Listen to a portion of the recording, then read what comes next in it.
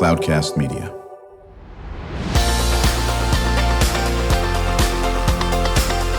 Drew Schlosberg Spotlight on the Community Show, amplifying the voices of social impact organizations, entrepreneurs, local nonprofits, and other community champions who shape the culture, creativity, and connectivity of San Diego. Brought to you by Mission Fed Credit Union, bringing good things to San Diego for over 60 years.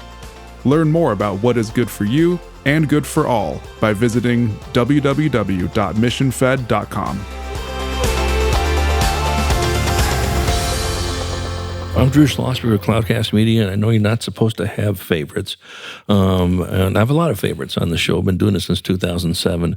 But these folks are just so spot on what they're doing for individuals and for our community and so forth. And that is the venerable folks from Second Chance. We got Bill Payne, President and CEO. How you doing, Bill? I'm doing great. Thank you for having us. Absolutely honored to have you. And Philip Stutzman is the Director of Development for Second Chance. Hey, Drew. Good to see you again, man. Good to see you. Absolutely. Joining me is my co-host, Erin Tanner, who has been now going to be a full-time job for her. She doesn't know it yet, but she'll be co-hosting it. And then I was bragging to you, Erin, about this group, and you're just gonna love to hear what they have to do. And I know you have a question right out of the gate. Let's get started with the mission of your organization, Bill. Absolutely. The mission of Second Chance is to disrupt the cycles of incarceration and poverty by helping people towards self-sufficiency.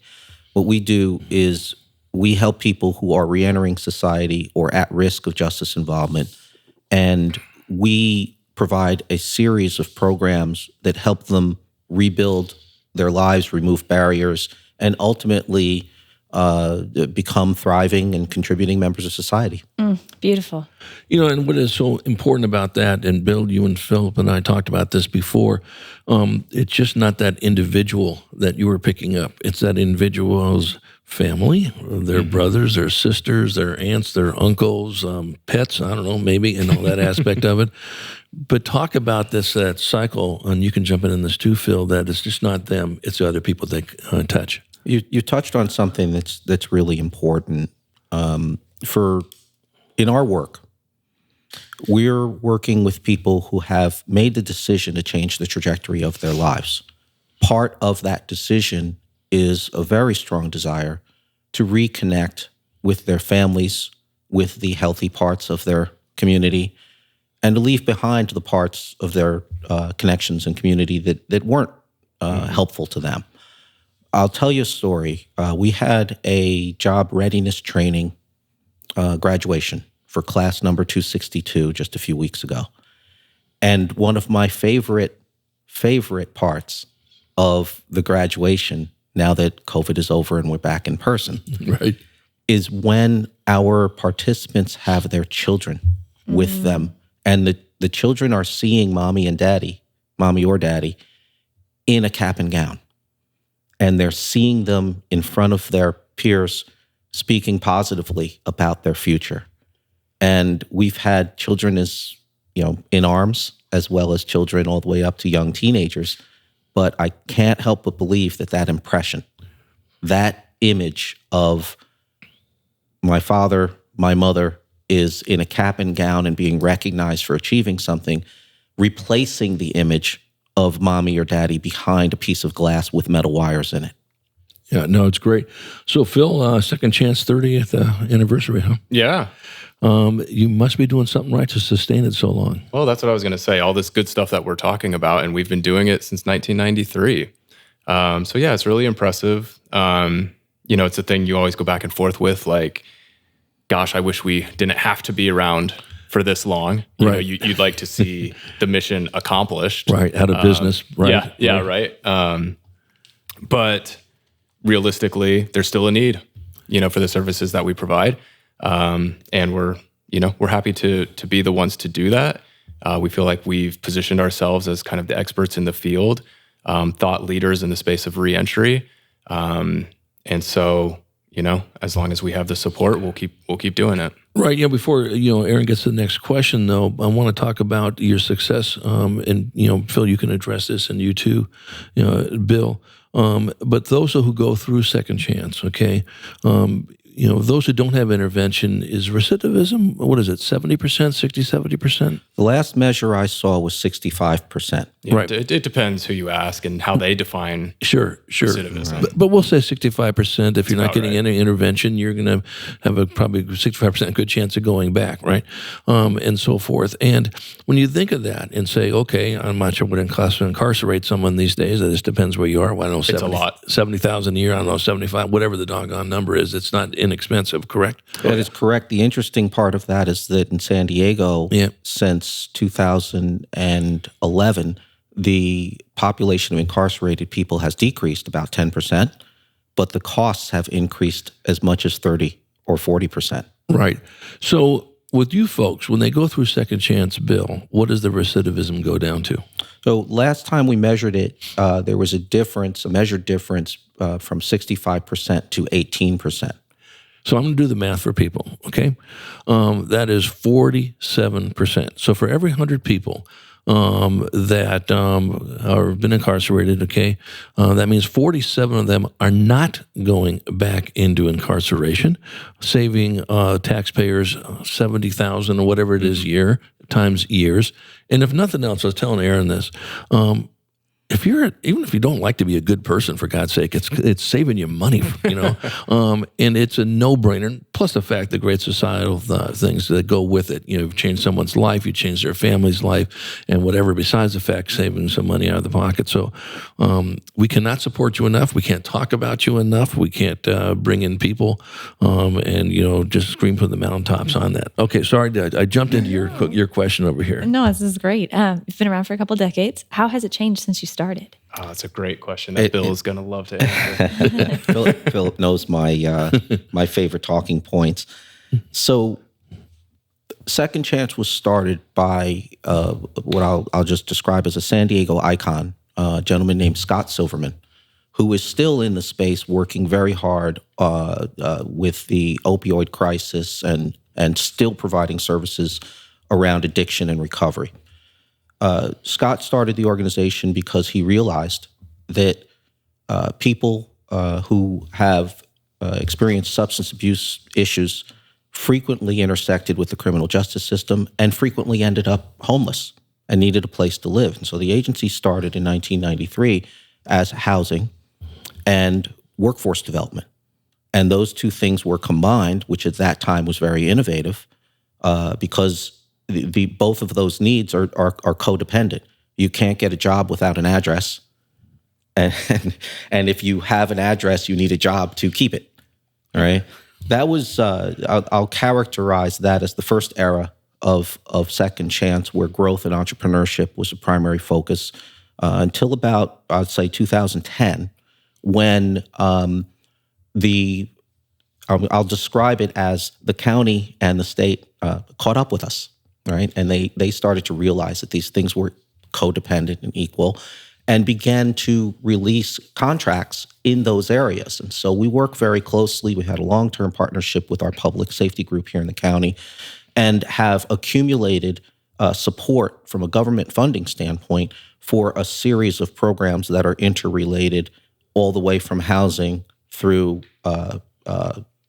life skills and mobilities and basic needs, all the way up through workforce development. And so that took us about to the 2020 timeframe when I took on this role. The significant changes, though, back in the early 90s, substance abuse treatment, the state of the art, was what they used to call the confrontational style. It was boot camp, right? It turns out that doesn't work as well as an evidence-based care model that helps people resolve their substance abuse and or other behavioral health issues. Now, I want to emphasize, we're not talking about decriminalizing anything. We're talking about people who are ready to change the trajectories of their lives. And so we always talk about the system, the justice system. Think of it as a highway. It may not be a highway you want to get on, but it's like a highway. And when people have an issue that ends up with them being justice involved, a lot of times we know there's an intersection with substance use. We know there's an intersection with homelessness. We know there's an intersection with historic lack of resources and lack of opportunities, but you get on this highway. The question is, do we have off-ramps, right? And what we do is we provide an off-ramp when people are ready to change their trajectory that doesn't have the potholes and it doesn't have the tire hazards. And it might still have some. It has some, but that's why we're here. Right. We touched on earlier that, 30 years, we'd love to be able to say mission accomplished. The way I look at it is currently in our justice system, there's a lot of effort to change the highway and build more off-ramps so that when people are ready to change their trajectory, there's ways for them to do that. We call those alternatives to incarceration or reentry programs. Let's say we fix the system. Let's say that the system is designed with the off-ramps and community-based organizations like Second Chance are no longer needed. No problem. I'll just switch to access to opportunity. There seems to be plenty of places and communities that need those access to opportunities. It turns out it's the same work. Right. We were chatting with our good friends from Second Chance, Bill Payne, President and CEO, joined by his Director of Development, Philip Stutzman. I'm Drew Schlosberg of Cloudcast Media, joined by my co-host, Aaron Tanner, as you're listening to another edition of Spotlight on the Community Show. Cloudcast Media brought to you by Mission Fed Credit Union. With this, Philip, money doesn't grow on trees. We say this pretty much every one of our shows, but you get to do that job and raise money. How do you do it? How can our listeners support? What can we do? Right. So like Bill said, the public funding has kind of come around. Right. So we are able to enter contracts with the county and the city, which we've done. We host a number of programs that are fully supported by contracts. But we also host programs, especially youth-oriented programs, that are not tied to any contracts. So for those, we are fully fundraising for those programs. We do that through a form of grants, working with local foundations and corporations, Mission Fed, for one, and then individuals. So it's individuals stepping up, making a donation. And for anyone who wants to help, we always need it. We cannot do what we do without support from the public and private individuals. There's a saying in fundraising that goes, no money, no mission. Right. So you can have all the best ideas in the world. You can have all the passion, but without the money to back it up, doesn't help. You can't have the impact you want to have. So how do people get in touch with it? What's the best way of doing it? Website. Email, carrier pigeon? What is it? Website's quickest. Yeah. That's www.secondchanceprogram.org. You can go online, you can donate, you can look at volunteer opportunities. We love to have people come down to our offices. Our youth garden is on site at our office. People can get engaged that way. Donating professional clothes. Lots of ways to get involved. No, that's great. When we come back from a break, we're going to continue the conversation with Philip Stutzman, Director of Development for Second Chance, joined by his colleague, the inimitable Bill Payne, President and CEO of Second Chance. I'm Drew Schlosberg, joined by my co-host, also inimitable, Aaron Tanner, on another edition of Spotlight on the Community Show on Cloudcast Media, brought to you by Mission Fed Credit Union. We will be right back. When you do your banking with Mission Fed, you get great rates on auto and home loans. That's good for you, but something good also happens for a lot of other people. We're not for profit, so we put money back into the community to help lots of great nonprofits to keep San Diego strong. So you're not just getting something good, you're doing something good. Come to Mission Fed. It's banking that's good for all. Brand amplification is the DNA of Cloudcast Media, and our code is the powerful blending of sound, voice, and storytelling to lift local brands and their communities. Whether it is our Brandcast, Schoolcast, or Causecast platforms, the unifying ethos is all about this community, the one you call home. If you dare to dream and want to explore the brand amplification of Cloudcast, a national leader in local podcasting and other Winfluence strategies, please visit us at cloudcast.us.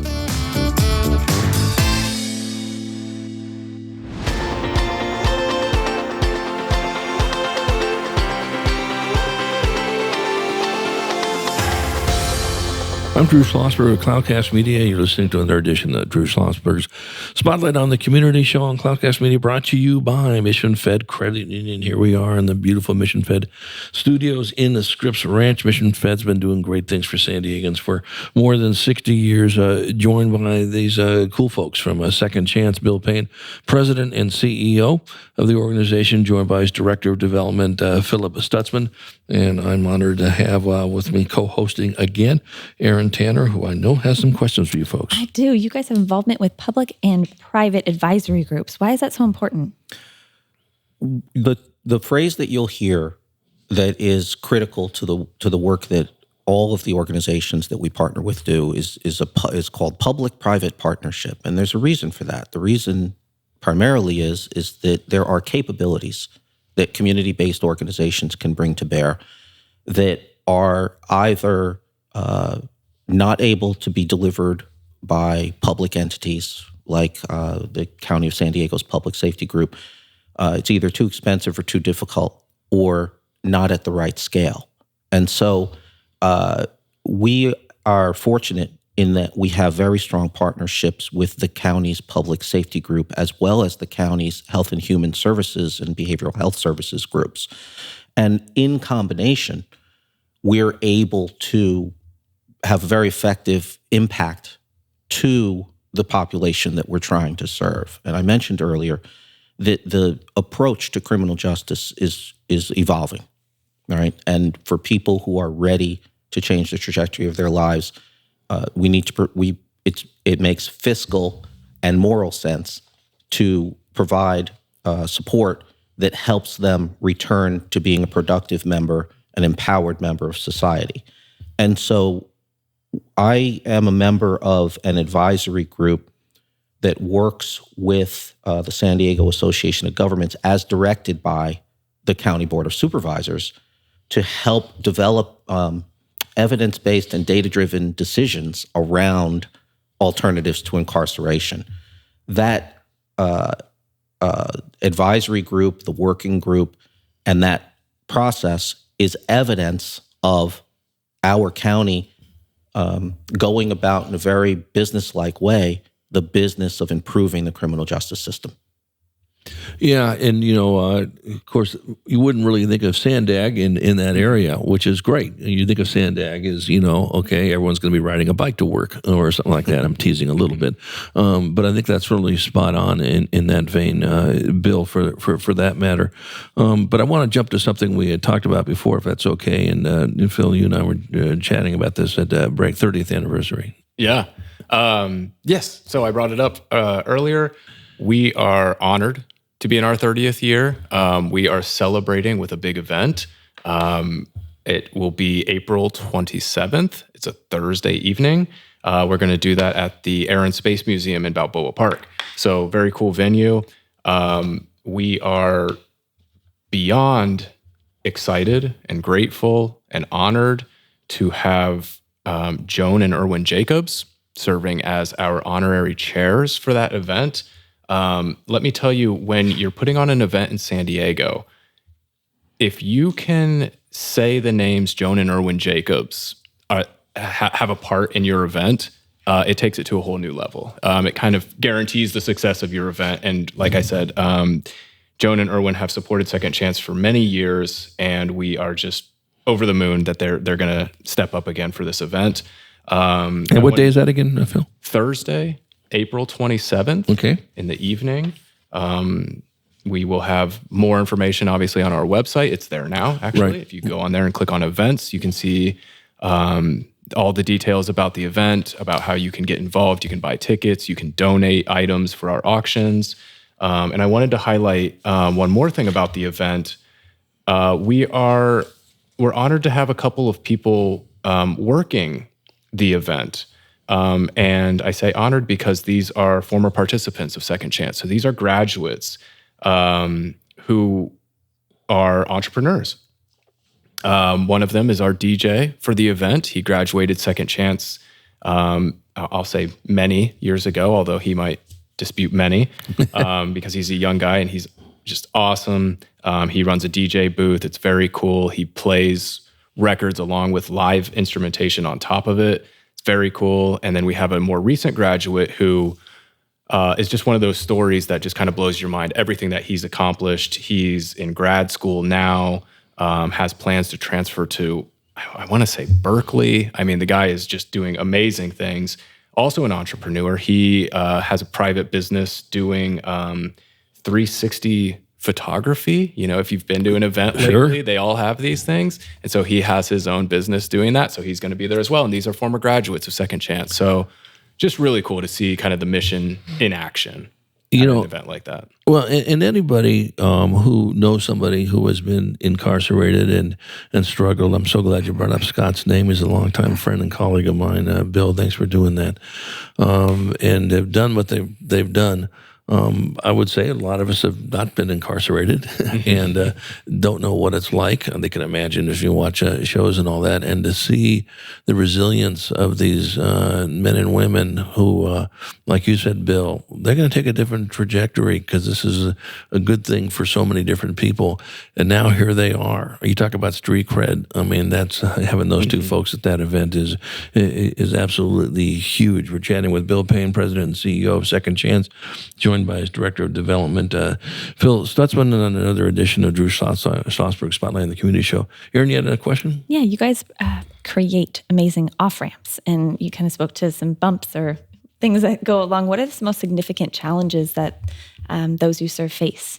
That's a great question.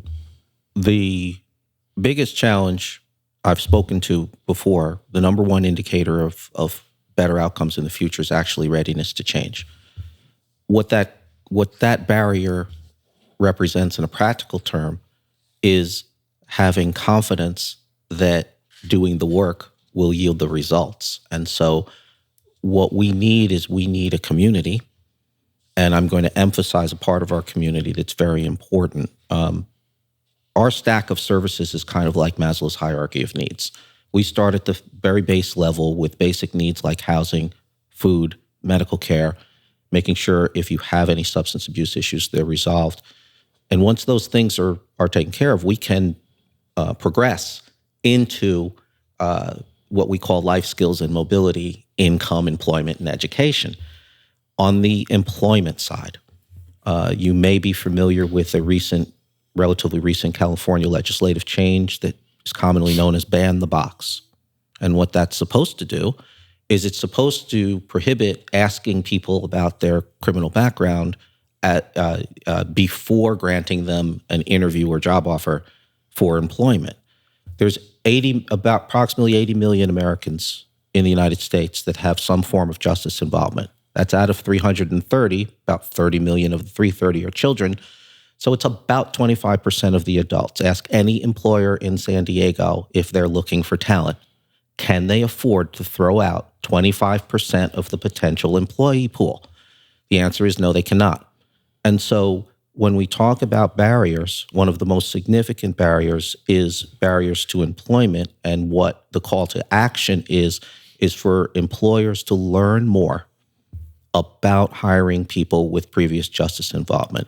The Society of Human Resource Management and an organization called the Second Chance Business Coalition, no association to us, they just have a great name, have a ton of resources around the kinds of tools, techniques, processes, and other resources for employers here in San Diego to enable them to tap into this talent pool. We're here to help. The San Diego Workforce Partnership, our local workforce development board, is here to help. But that's one of the, we think of one of the programs that we're known for very well is our job readiness training program. We think of it as sort of the finishing school. After we've delivered a set of services that take care of those foundational needs and take care of those life skill, mobility, transportation is a big barrier in San Diego, then our participants are ready to sort of finish and enter the workforce.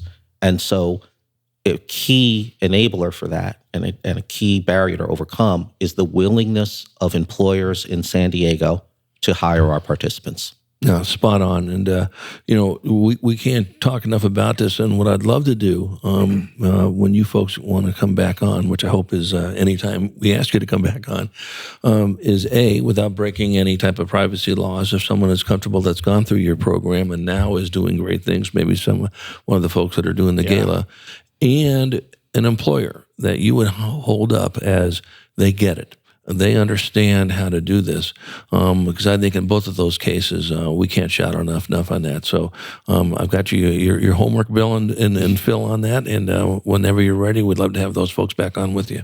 Absolutely. The call to action for your listeners is, if you are an employer partner, go to our website, get in contact with us.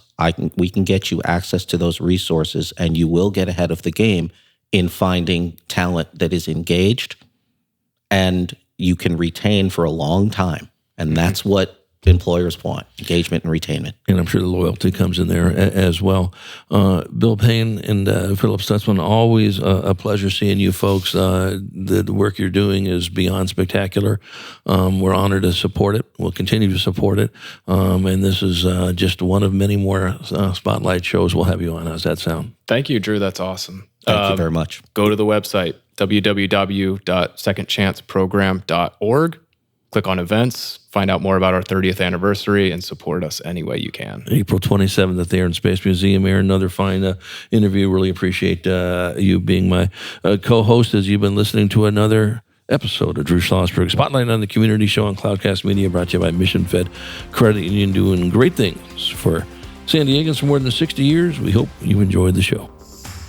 You've been listening to an episode of Drew Schlosberg Spotlight on the Community Show, amplifying the voices of social impact organizations, entrepreneurs, local nonprofits, and other community champions who shape the culture, creativity, and connectivity of San Diego community. Brought to you by Mission Fed Credit Union, bringing good things to San Diego for over 60 years. Learn more about what is good for you and good for all by visiting www.missionfed.com.